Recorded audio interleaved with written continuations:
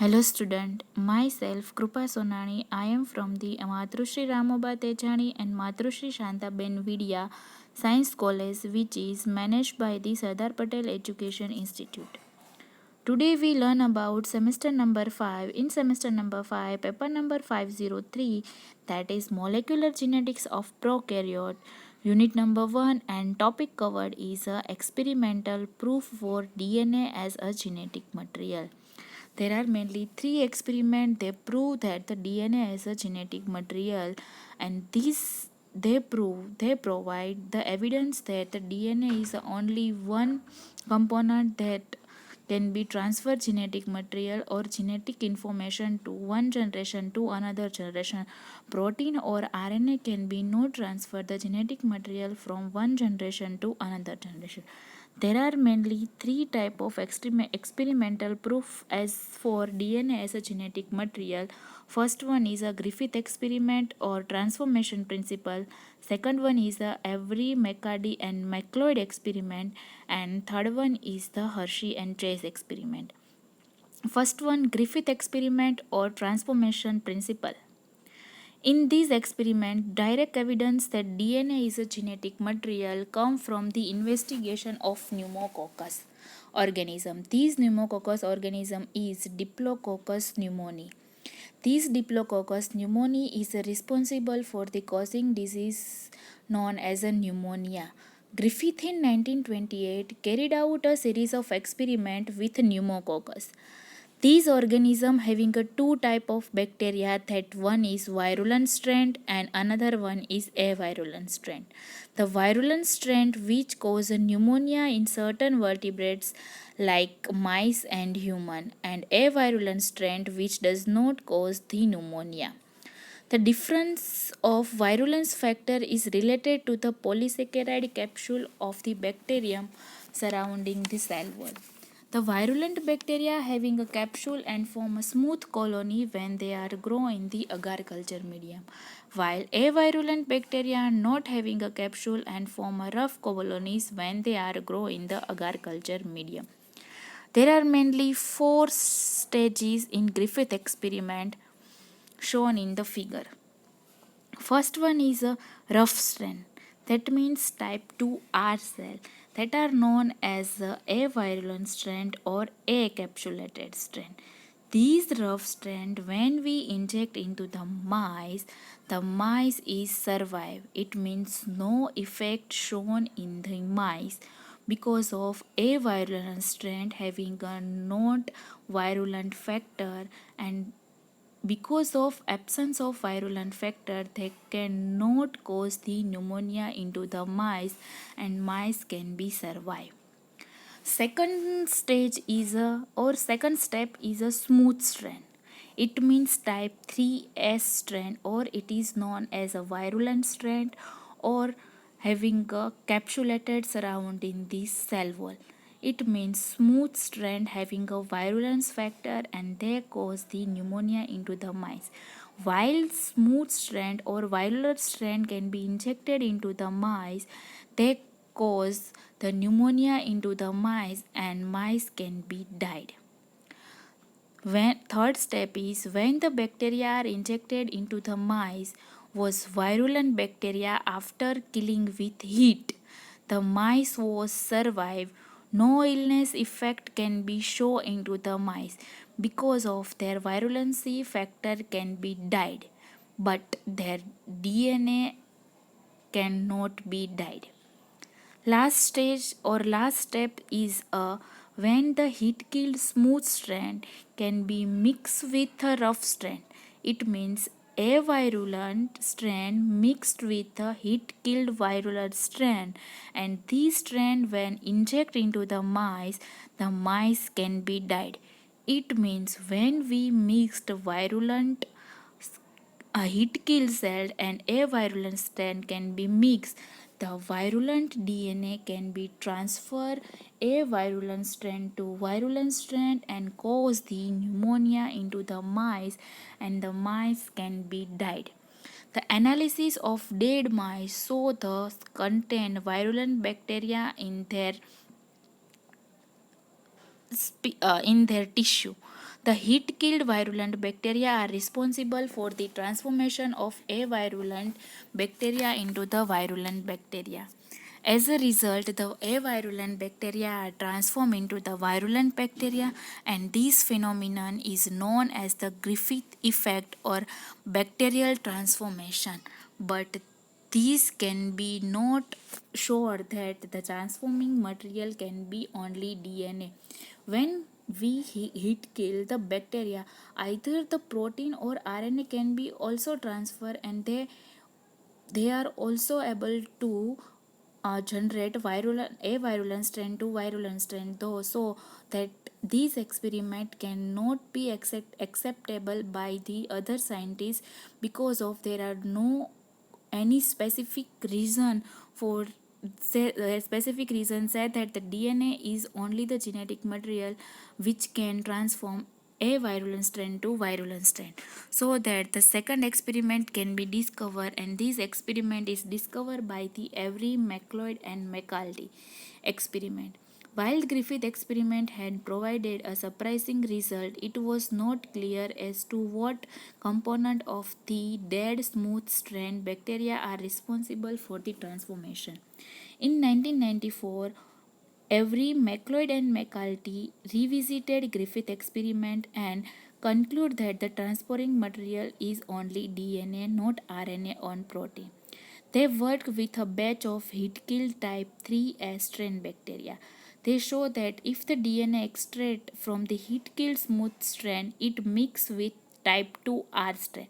It means type 3 smooth strand DNA extract can be mixed with type 2R strand, means a virulent strand in pneumococci in vitro. The DNA extract may be contaminated with few protein or the RNA molecules also. These contaminating protein or RNA molecules may be transforming type 2R strand or type 2R strain into the type 3S strain. It means a virulent strain to virulent strain. So every McCarthy and MacLeod demonstrated a definitive experiment using bacterial culture system and adding a specific enzyme, that is DNase, RNase and protease. These three enzymes are responsible for degradation. DNase enzyme are responsible for the DNA degradation, RNase enzymes are responsible for the RNA degradation, and protease enzymes are responsible for the protein degradation. There are 5 steps. In first step, DNA extract from the type 2 DNA extract from the type 3S heat killed cell, it will mix with type 2R cell, and we are adding in this mixture DNase enzyme, so that the DNase enzyme can be degrade DNA from the DNA extract. It means type 3S heat killed DNA can be destroyed, so that no transformation occur and the growth of colonies will be rough colonies and no transformation occur. Second stage or second step is when we mixed DNA extract type 3S heat kill cell with type 2R cell and adding a RNase enzyme into the system. These RNase enzymes can be degraded only RNA, not DNA or protein, so that DNA can be transferred type 2R cell into the type 3S cell, means a virulent strain to virulent strain. So the colonies can be smooth colonies. It means colony are virulent colony and the transformation become occur. Third stage is when the type 3 heat killed DNA extract it mixed with type 2R cell and adding a protease enzyme into the system. These protease enzyme can be degrade only protein, not DNA or RNA. The DNA is as it is in the system. So the DNA can be transformed. These type 3S DNA can be transformed into the type 2R strain, so that the new generation can be a virulent generation. They can be transformed virulent avirulent to virulent factor. So the growth shows smooth colonies and transformation can be occur. Fourth stage is when we type to our cell, not mix with any DNA extract or any enzyme, no transformation occur and colonies will be rough colonies will show. When DNA extract from the type S hit kill cell, it mix with only type 2R cell without adding protein, protease enzyme, RNase enzyme or DNase enzyme.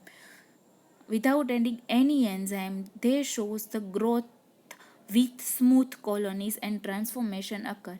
In these five stages, we can say that the protein or the RNA can not a genetic material. They are transformed into the one generation to another generation. Only DNA can be transformed into one generation to another generation.